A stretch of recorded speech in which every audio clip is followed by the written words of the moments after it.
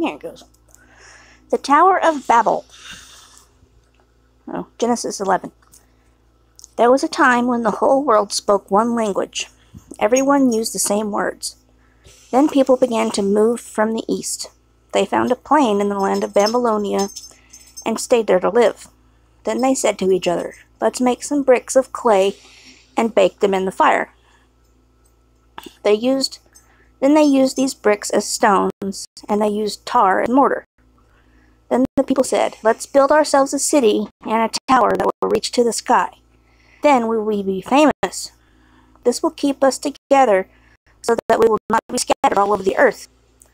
Then the Lord came down to see the city and the tower. The Lord said, "These people all speak the same language, and I see that they are joined together to do this work. This is only the beginning of what they can do. Soon, they will be able to do anything they want. Let's go down and confuse their language. Then they will not understand each other." So people stopped building the city, and the Lord scattered them all over the earth. This is the place where the Lord confused the language of the whole world. That is why it is called Babel. And it was from there that the Lord caused the people to spread out to all the other places on earth. The history of Shem's family. This is the history of Shem's family. 2 years after the flood, when Shem was 100 years old, his son Arphaxad was born. After that, Shem lived 500 years. He had other sons and daughters. When Arphaxad was 35 years old, his son Shelah was born. After Shelah was born, Arphaxad lived 403 years. During that time, he had other sons and daughters. After Shelah was 30 years old, his son Eber was born. After Eber was born, Shelah lived 403 years. During that time, he had other sons and daughters. After Eber was 34 years old, his son Peleg was born. After Peleg was born, Eber lived another 430 years. During that time, he had other sons and daughters. After Peleg was 30 years old, his son Reu was born. After Reu was born, Peleg lived another 209 years. During that time, he had other sons and daughters. After Reu was 32 years old, his son Serug was born. After Serug was born, Reu lived another 207 years. During that time, he had other sons and daughters. After Serug was 30 years old, his son Nahor was born. After Nahor was born, Serug lived another 200 years. During that time, he had other sons and daughters. After Nahor was 29 years old, his son Terah was born. After Terah was born, Nahor lived another 119 years. During that time, he had other sons and daughters. After Terah was 70 years old, his son Abram, Nahor, and Haran were born. The history of Terah's family. This is the history of Terah's family. Terah was the father of Abram, Nahor, and Haran. Haran was the father of Lot. Haran died in his hometown, Ur of Babylonia, while his father Terah was still alive. Abram and Nahor both married. Abram's wife was named Sarai. Nahor's wife was named Milcah. Milcah was the daughter of Haran. Haran was the father of Milcah and Iscah. Sarai did not have any children because she was not able to have children. Terah took his family and left Ur of Babylonia. They planned to travel to Canaan. Terah took his son Abram, his grandson Lot, Haran's son, and his daughter-in-law Sarai, Abram's wife. They traveled to the city of Haran and decided to stay there. Terah lived to be 205 years old. He died in Haran. Genesis 12. God calls Abram. The Lord said to Abram, "Leave your country and your people, leave your father's family, and go to the country that I will show you. I will build a great nation from you. I will bless you and make your name famous. People will use your name to bless other people. I will bless those who bless you, and I will curse those who curse you. I will use you to bless all the people on earth. Abram goes to Canaan. So Abram left Haran, just like the Lord said, and Lot went with him. Abram was 75 years old when he left Haran. He took his wife Sarai, his nephew Lot, all the slaves, and all the other things he had gotten in Haran. Then he and his group moved to the land of Canaan. Abram traveled through the land as far as the town of Shechem, and then to the big tree at Moreh. The Canaanites were living in the land at that time. The Lord appeared to Abram and said, I will give this land to your descendants. Abram built an altar to honor the Lord who appeared to him there. Then he left that place and traveled to the mountains east of Bethel. He set up his tent there. Bethel was to the west of Ai. Bethel was to the west, and Ai was to the east. Abram built another altar at that place to honor the Lord, and he worshipped the Lord there. Then he moved on toward Negev, stopping for a time at several places on the way. Abram in Egypt. During this time, there was not enough food in the land, so Abram went down to Egypt to live. Just before they arrived in Egypt, Abram told Sarai, Look, I know that you are a very beautiful woman. When the Egyptian men see you, they will say, This woman is his wife. Then they will kill me and keep you alive because they want you. So tell them that you are my sister. Then they will be good to me because of you. In this way you will save my life. So when Abram went into Egypt, the Egyptian men saw that Sarai was a very beautiful woman. Even some of Pharaoh's officials noticed her and told Pharaoh how beautiful she was. So they took her to Pharaoh's house. Pharaoh was kind to Abram because he thought Abram was Sarai's brother. He gave Abram sheep, cattle, donkeys, camels, and men and women servants. Pharaoh took Abram's wife, so the Lord caused Pharaoh and all the people in his house to have very bad diseases. Pharaoh called Abram and said to him, You have done a very bad thing to me. Why didn't you tell me Sarai was your wife? You said she is my sister. Why did you say that? I took her so that she'd be my wife. But now I give your wife back to you. Take her and go. Then Pharaoh commanded his men to lead Abram out of Egypt. So Abram and his wife left that place and took everything they had with them. Genesis 13. Abram returns to Canaan.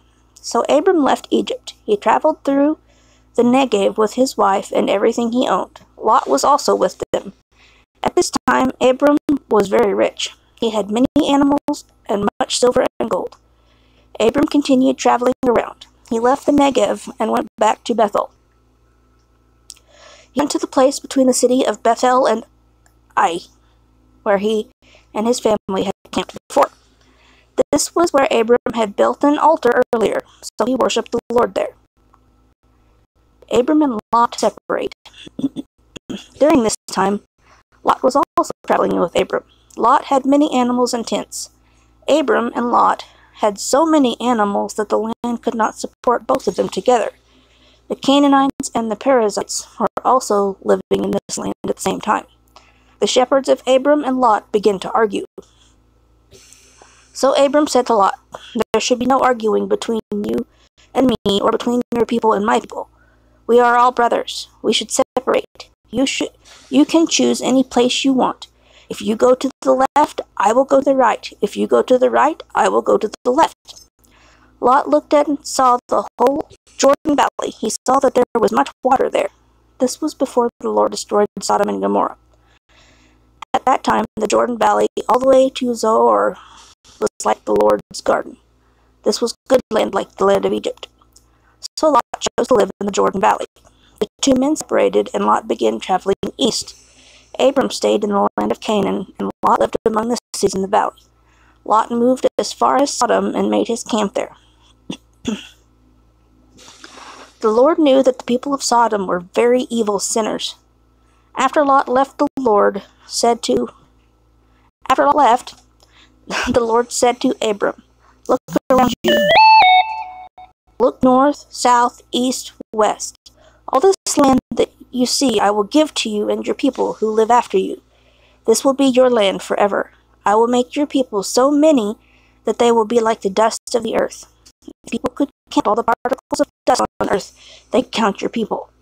So go, walk through your land. I now give it to you. So Abram moved his tents. He went to live near the big trees of Mamre. This was near the city of Hebron. There he built an altar to honor the Lord. Genesis 14. Amraphel was the king of Babylonia. Arioch was the king of Elasar. Kedorlaomer was the king of Elam, and Tidal was the king of Goim. All these kings fought a war against King Bera of Sodom, King Bersha of Gomorrah, King Shinab of Admah, King Shemeber of Zeboim, and the king of Bela. Bela is also called Zoar. All these kings joined their armies in the valley of Siddim. The valley of Siddim is now the Salt Sea. These kings have served Kedorlaomer for 12 years, but the 13th year they all rebelled against him. So in the 14th year, King Kedorlaomer and the kings with him came to fight against them. Kedorlaomer and the kings with him defeated the Rephites in Ashtaroth, Karnim. They also defeated the Zuzites in Ham. They defeated the Emites and Shava Kirathaim, and they defeated the Horites who lived in the area from the hill country of Seir to El Paran. El Paran is near the desert. Then King Kedorlaomer turned back, went to En Mishpat, that is Kadesh, and defeated the Amalekites.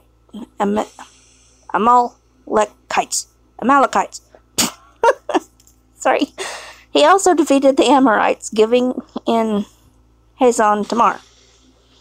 At that time, the kings of Sodom and Gomorrah, Admah, Zeboim, and Bela, or Zoar, joined together to fight against their enemies in the valley of Siddim.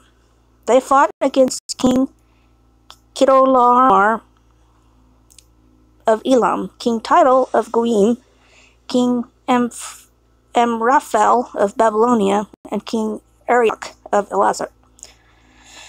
So, there were 4 kings fighting against 5. There were many holes filled with tar in the valley of Siddim. When the kings of Sodom and Gomorrah and their armies ran away, some of the soldiers fell in these holes, but the others ran away to the mountains. So, Kedorlaomer and his armies took everything that the people of Sodom and Gomorrah owned. They took all of their food and clothing and left. Lot, the son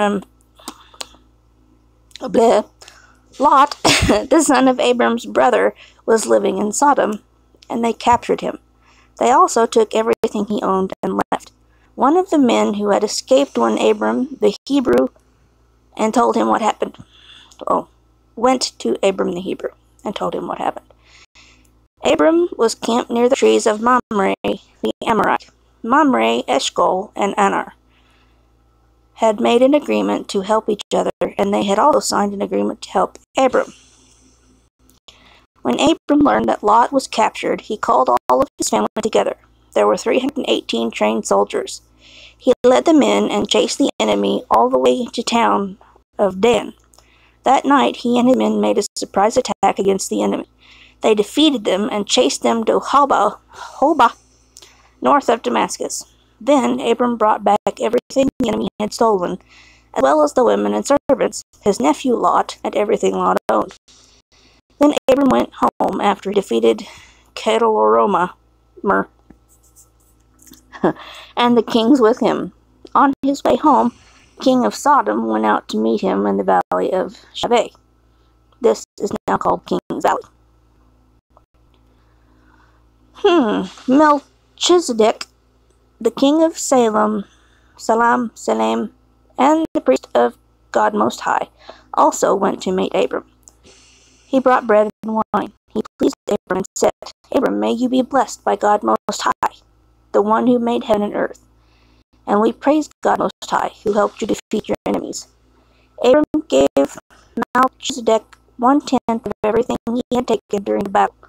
Then the king of Sodom told Abram, give me my people who were captured, but you can keep everything else.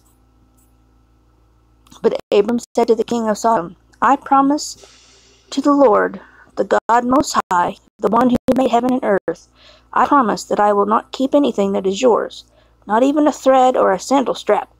I don't want you to say I made Abram rich. The only thing I will accept is the food that my young men have eaten. But you should give the other men their share. Take what we won in battle and give some to Aner, Eshcol, and Mamre. These men helped me in the battle. After all these things happened, the word of the Lord came to Abram in a vision. God said, Abram, don't be afraid. I will defend you and give you a great reward. But Abram said, Lord God, there is nothing you can give me that will make me happy, because I have no son. My slave Eliezer from Damascus will get everything I own after I die. Abram said, you have given me no son, so a slave born in my house will get everything I have. Then the Lord spoke to Abram and said, that slave will not be the one to get what you have. You will have a son, who will get everything you own. Then God led Abram outside and said, look at the sky. See the many stars? There are so many you cannot count them. Your family will be like that. Abram believed the Lord, and because of his faith, the Lord accepted him as one who had done what was right. He said to Abram, I am the Lord who led you from Ur of Babylonia. I did this so that I could give you this land. You will own this land. But Abram said, Lord God, how can I be sure that I will get this land? God said to Abram, we will make an agreement. Bring me a 3-year-old cow, a 3-year-old goat, and a 3-year-old ram, a dove, and a young pigeon. Abram brought all these to God. Abram killed these animals and cut each of them into 2 pieces. Then he laid each half across from the other half. He did not cut the birds in 2 pieces. Later, large birds flew down to eat the animals, but Abram chased them away. The sun began to go down, and Abram got very sleepy. While he was asleep, a very terrible darkness came over him. Then the Lord said to Abram, you should know this. Your descendants live in a country that is not their own. They will be strangers there. People that will make them slaves, the people there will make them slaves and be cruel to them for 400 years. But then I will punish the nation that made them slaves. Your people will leave that land, and they will take many good things with them. You yourself will live to be very old. You will die in peace and will be buried with your family. After 4 generations, your people will come to this land again and defeat the Amorites. That will happen in the future because the Amorites are not yet guilty enough to lose their land. After the sun went down, it got very dark. The dead animals were still on the ground, each animal cut into 2 pieces. Then a smoking fire pot and a flame torch passed between the halves of the dead animals. So on that day the Lord made a promise and an agreement with Abram. He said, I will give this land to your descendants. I will give them the land between the river of Egypt and the great river Euphrates. This is the land of the Kenites, Kenizzites, Cadmonites, Hittites, Perizzites, Rephaites, Amorites, Canaanites, Girgashites, and Jebusites. And I will end that here. Thank you. Bye.